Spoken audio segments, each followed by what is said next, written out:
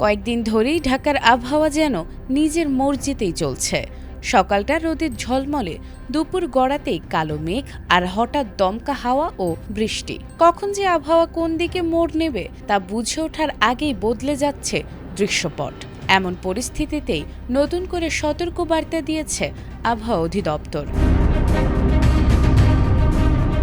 আবহাওয়া অধিদপ্তরের দেয়া পূর্বাভাসে জানানো হয়েছে, মঙ্গলবার ঢাকা সহ দেশের ১৭ জেলার উপর দিয়ে ঘন্টায় ৪৫ থেকে ৬০ কিলোমিটার বেগে অস্থায়ী ঝড়ো হাওয়া বয়ে যেতে পারে।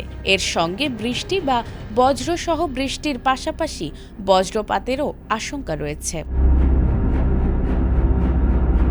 ঝুঁকিতে থাকা জেলাগুলো হলো রাজশাহী, পাবনা, বগুড়া, টাঙ্গাইল, ময়মনসিংহ, ঢাকা, ফরিদপুর, যশোর, কুষ্টিয়া, খুলনা, বরিশাল, পটুয়াখালী, নোয়াখালী, কুমিল্লা, চট্টগ্রাম, কক্সবাজার ও সিলেট। এছাড়াও সতর্কবার্তায় বলা হয়েছে, সঠিক প্যাড আর সঠিক তথ্য দিয়ে এসব সামলে নিব এক হয়ে। Monalisa sanitary napkin. দক্ষিণ বা দক্ষিণ পূর্ব দিক থেকে এই ঝড়ো হাওয়া বয়ে আসতে পারে। তাই সংশ্লিষ্ট জেলার নদীবন্দরগুলোতে ১ নম্বর সতর্ক সংকেত জারি করা হয়েছে। এদিকে আরেক পূর্বাভাসে বলা হয়েছে, খুলনা, বরিশাল, চট্টগ্রাম ও সিলেট বিভাগের অধিকাংশ এলাকায় এবং রংপুর, রাজশাহী, ঢাকা ও ময়মনসিংহ বিভাগের অনেক জায়গায় দমকা হাওয়া, বিদ্যুৎ চমকানো সহ হালকা থেকে ভারী বৃষ্টির সম্ভাবনা রয়েছে। কোথাও কোথাও বজ্রপাতও হতে পারে।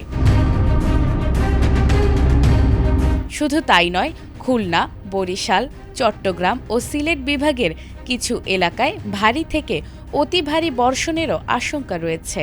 একই সঙ্গে সারা দেশে দিন ও রাতের তাপমাত্রা সামান্য কমতে পারে বলে জানিয়েছে আবহাওয়া অফিস।